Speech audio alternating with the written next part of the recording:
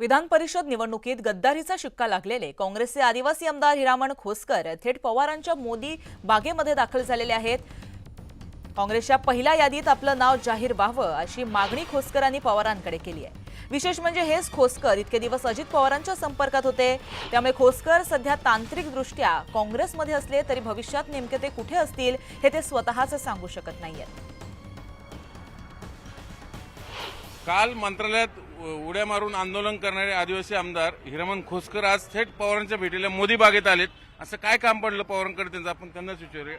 खरं तर तुम्ही काँग्रेसचे आमदार, पण मध्ये तुमच्यावर फुटीर आमदार असा शिक्का पडला त्या मतदान प्रक्रियेमध्ये, त्याच्यामुळे पक्ष तुम्हाला तिकीट देणार नाही अशी चर्चा आहे। मग तुम्ही इकडे पवारांना भेटायला का आले नेमकं? भेटायला आलं का मला मिलिंद नार्वेकर साहेबाला मतदान करायला सांगितलं। आम्ही 7 लोकांनी 16 7 23 22 पडले।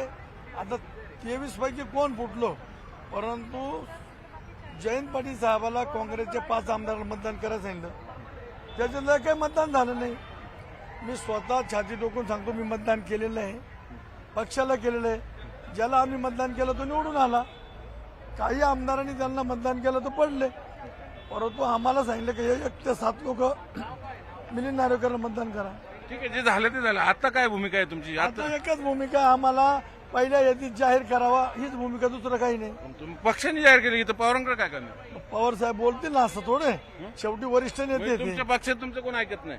नाही ऐकत ना, का बरं ऐकत नाही? मग आलो भेटीला, नाना पटोलेला भेटणं अपेक्षित आहे, प्रदेशाध्यक्ष ते आहेत तुमचे। पटोले साहेबाला भेटलो, थोरात साहेबाला भेटलो। तिकडून तर स्पष्ट संकेत आहे की तुम्हाला तर तिकीट कापले जाणार आहे तुमचे, 100% जाहीरपणे सांगितलं गेलं। 1001% देणार, 1001% देणार। आता तुम्ही टेक्निकली किंवा कुठल्या पक्षात आहात आणि भविष्यात कुठे जाऊ शकता?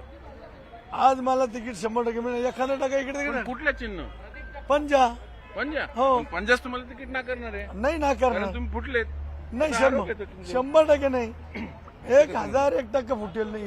मग पवारांकडे याची काय गरज पडली? यावं लागत, शेवटी 25 वर्ष राष्ट्रवादी काढले, पवार साहेबांनी काढले। व्हिडिओ जर्नलिस्ट सचिन हांचाटेसह चंद्रकांत पुंदे, न्यूज 18 लोकमत, पुणे।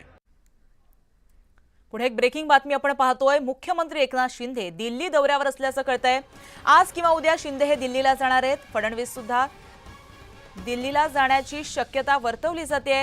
या दरम्यान शहांनी महत्त्वाची बैठक बोलावली आहे। मुख्यमंत्र्यांची ही बैठक राजधानी दिल्लीमध्ये विज्ञान भवनामध्ये पार पडणार आहे।